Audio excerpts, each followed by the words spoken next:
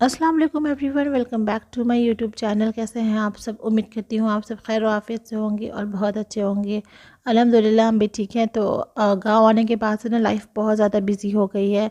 पूरे दिन किसी न किसी का आना जाना लगा रहता है, जिस वजह से टाइम ही नहीं मिलता है। पता नहीं चलता कब सुबह हो गई कब रात हो गई, और इस वजह से कोई वीडियोस वगैरह मैं नहीं बना पा रही हूँ और व्लॉग नहीं अपलोड कर पा रही हूँ। तो जैसे ही मुझे टाइम मिल रहा है मैं थोड़े बहुत वीडियोस बनाती हूँ। तो ये वाला जो वीडियो है ना, ये सुबह का है। मतलब जब मैं सो के उठी थी, फिर मैं छत पे गई थी, थोड़ी देर ऐसे ही मैंने बैठा, टाइम स्पेंड किया, और उसके बाद फिर मैं आ गई नीचे, मैंने नमाज़ पढ़ी, कुरान शरीफ पढ़ी। इतने में साहिबा भी उठ गई थी। अच्छा जी, तो आज का वीडियो का जो मेरा टाइटल है वो है कि बच्चे के साथ जो ट्रैवल करते हैं तो क्या क्या क्या एक्सपीरियंस होते हैं। मैं अपना एक्सपीरियंस शेयर करूँगी ट्रैवलिंग विद बेबी। तो मेरी जो बेबी है वो 4 मंथ्स की हो गई है अल्हम्दुलिल्लाह, और इसके साथ मैंने ट्रैवल किया तो मुझे क्या क्या प्रॉब्लम्स हुई और क्या क्या चीज़ें अच्छी लगी, वो सारी बातें मैं आपके साथ शेयर करने लगी हूँ। तो चलिए जी, करते हैं वीडियो को स्टार्ट।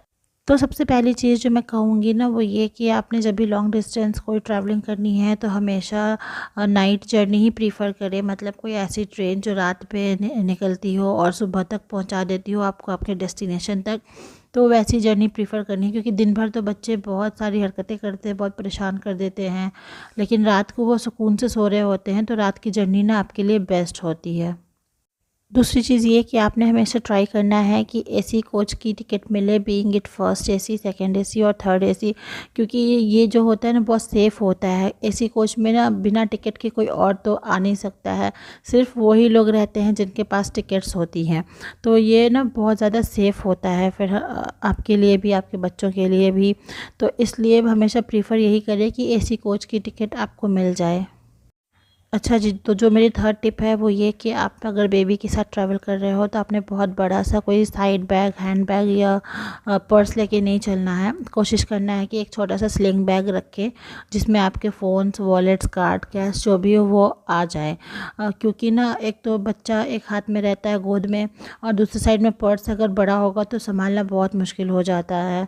मेरे साथ ये खुद हुआ है। मेरा पर्स भी बड़ा था, मेरे हाथ में बच्चा था, और स्टेशन पे इतना लंबा चलना पड़ जाता है तो बहुत डिफ़िकल्ट होता है। तो मैंने ये रियलाइज़ किया कि एक स्लिंग बैग रहता है जो आप साइड में लगा लो, वो ईज़ी हो जाता है ट्रैवलिंग के टाइम में। वैसे भी साहिबा के आने के बाद से जो मेरा पर्स है वो रिप्लेस हो चुका है साहिबा के डायपर बैग के साथ।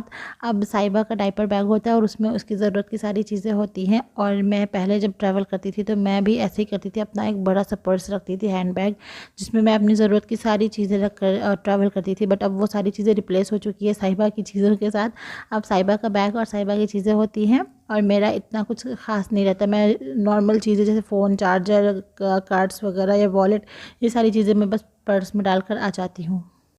तो जी, माई फोर्थ टिप इज़ कि diaper bag is a must. Diaper bag आपने ज़रूर रखना है क्योंकि वो बहुत इंपॉर्टेंट होता है। आपको एक्स्ट्रा डायपर, एक्स्ट्रा आपको कपड़े रखने होते हैं, क्योंकि छोटे बच्चे हैं तो ऑब्वियसली कपड़े तो बहुत गंदे करते हैं, बीच बीच में इतना दूध वगैरह गिराते हैं तो कपड़े बहुत गंदे हो जाते हैं। उसके अलावा आपको फार्मूला मिल्क रखना होता है, थर्मस जो होता है गर्म पानी का, या उसका फीडर होता है। उसके एक्स्ट्रा जो भी लाइक पैंट्स वगैरह होते हैं, कैप्स होती हैं, सॉक्स होते हैं। ठंड का टाइम है तो आपकी चीज़ें ऑब्वियसली एक्स्ट्रा हो जाती हैं, तो आपने एक्स्ट्रा चीज़ें कैरी करनी ही करनी है। तो उसके लिए diaper bag is a must. वो लिए बिना तो आप ट्रैवल करने की सोच भी नहीं सकते हैं। उसमें ना आपने ड्राई शीट भी ऐड करनी होती है। ड्राई शीट ज़रूर डालें आप, क्योंकि हर वक्त तो डायपर नहीं पहना सकते, तो ड्राई शीट बहुत ज़रूरी होती है। और दूसरी चीज़ कि आपने बेबी वाइप्स ज़रूर रखना है। बेबी वाइप्स बहुत इंपॉर्टेंट होता है। और जो मेरी फिफ्थ टिप है वो ये कि आपने एक छोटा सा मेडिसिन बैग तो ज़रूर कैरी करना है अपने साथ, जिसमें आपको बेबी की ज़रूरत के अकॉर्डिंग सारी दवाइयाँ रखनी हैं। फॉर एग्ज़ाम्पल, जो उनके पेट में दर्द होता है और उनको फ़ीवर लग जाती है, क्योंकि एसी कोच होता है तो फ़ीवर का होता है थोड़ा बहुत, अगर लग गई तो उसके लिए या फिर आपने थर्मोमीटर वगैरह रखना है। तो उसकी जो बेसिक दवाइयाँ होती हैं ना, वो हमें हमेशा अपने साथ कैरी करके चलनी होती है।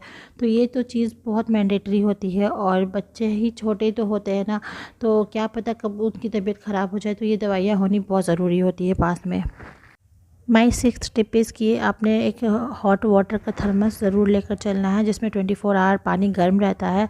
बिकॉज़ अगर आपका बेबी फार्मूला मिल्क पी रहा है तो फिर बहुत इजी हो जाता है। वैसे तो आईआरसीटीसी में आपको सारी चीज़ें अवेलेबल होती, गर्म पानी मिल जाता है, बट स्टिल अपनी तरफ से पूरी तैयारी रख कर चलनी होती है और वो बहुत काम आता है। सच बता रही हूँ, जब भी मेरी बेबी को भूख लगती थी तो मैं फार्मूला मिल्क बनाकर ईज़िली दे रही थी, तो वो पी ले रही थी, उसका पेट भी जो है वो भर जा रहा था।